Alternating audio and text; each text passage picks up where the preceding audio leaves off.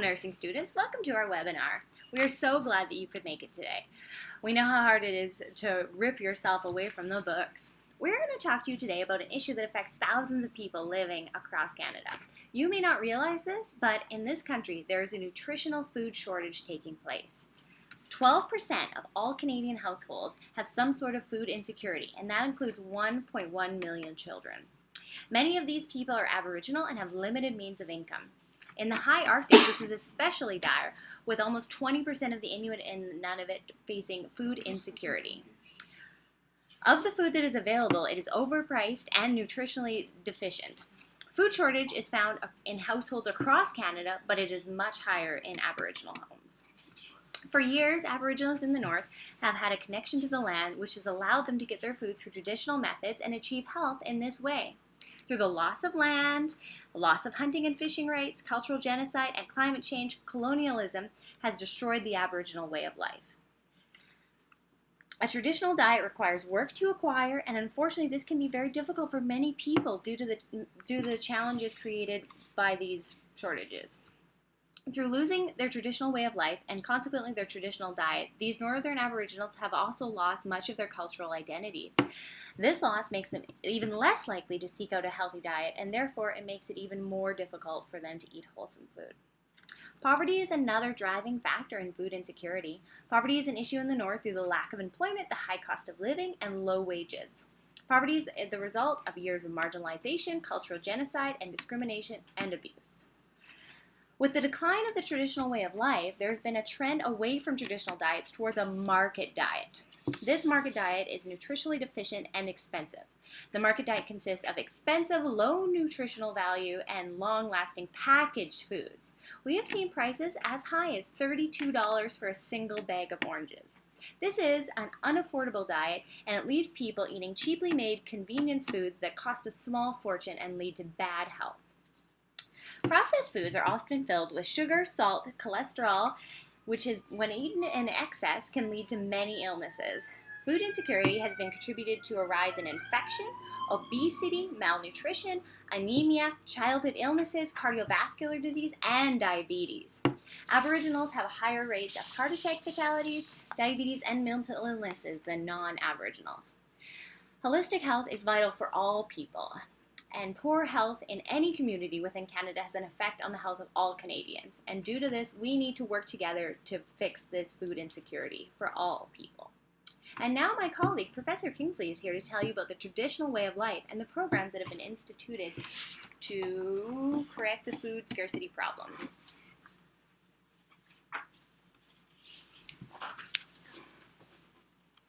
Hi, my name is Kingsley.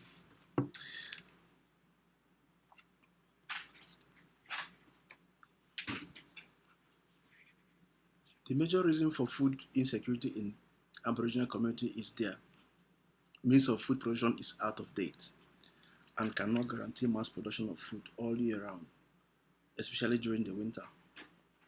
Unlike traditional food production, Western food production is sustainable and can be produced all year round in large quantity. Many Western farmers can grow any kind of food, such as fruits, vegetables, and grains, through mechanized agriculture. The Aboriginals should focus their attention on mechanized agriculture to solve the food scarcity prevailing in their community. Mechanized farming will guarantee food security, provide job and source of income to the Aboriginal community living in northern Canada, and can become an escape route to poverty. The federal government of Canada, through the Nutrition Canada, subsidize perishable nutritious food in the isolated communities of Northern First Nation.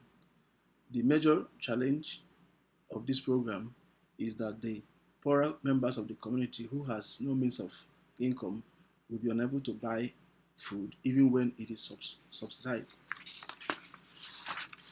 In 2012, the federal government invested $400,000 into fishing in Nunavut, which assisted Inuits to own and participate in offshore fishing. This encouraged the Inuits to set up their own business and produce local food and create wealth. In 2015, the federal government has partnered with an Aboriginal business in Nunavut to grow local nutritious food through greenhouse initiative. The major challenge is whether the local organizers are well motivated to carry out this project. My partner will now come and take up the next stage. Hi there. All right, so we're here today to share information about a pilot project running in Grise Fiord, Nunavut. As we are here, work has begun on 2 greenhouses and a wind turbine that we believe will provide jobs and fresh food for the 130 residents of Grise Fiord. The hope is that eventually the project will become self-sustaining through the employment of community members and with the influx of money earned.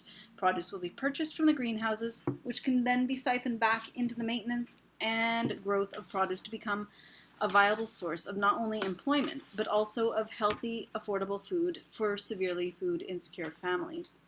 How fantastic is it that we have not only had federal government providing significant monetary funds to furnish this project, but we have also had incredibly generous donations from private parties that have allowed us to go ahead with this project on a scale that would just not be possible without them. As you know, we're running a pilot in Canada's most northerly community, Grise Fiord. Through a very intricate plan, including travel, personnel, materials, construction has begun on the wind turbine that is expected to power the homes of Grise Fiord, the co-op, and 2 greenhouses we have already broken ground on. Not only have we employed 43 residents of Grise Fiord, but we have also continued to employ approximately 52 residents on a part-time basis once construction is complete to maintain the infrastructure of the buildings and turbine, but also in the growing and cultivation of food in the greenhouses. Fresh produce will be sold at prices seen in southern Canada, we hope, enabling a healthier diet full of much-needed vitamins and minerals. Our greenhouses are being built to withstand the harsh environment of the high Arctic, including the freeze and thaw of the tundra floor. During the dark season, full-range LED lighting systems will provide ample light for the plants to prosper. Melting snow and ice can be used to water them. The wind turbine will be maintained by residents of Grise Fiord and trained by personnel on site now. The greenhouse will be maintained by residents as well, trained on site. Stats Canada reports food insecurity in Nunavut to be 36.7% compared to 8.3% in the rest of Canada. There are many reasons behind this statistic: colonization and the placement of people in this remote community to maintain Canada's sovereignty in the high Arctic, high cost of healthy food choices, and the availability of shelf-stable foods that are low in nutrients and high in sugar.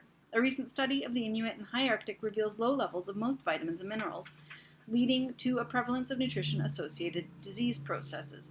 And we hope that by simply bringing fresh, easily accessible food sources to the community of Grise Fiord, that through the promotion of a healthier nutrient intake, children will not go hungry, parents will not have to choose between feeding their families and heating their homes, health outcomes will improve, all of which can lead to a healthier community with a lower prevalence of food-related chronic disease. Thank you so much for joining us today. I hope you found our information helpful and exciting. Thanks.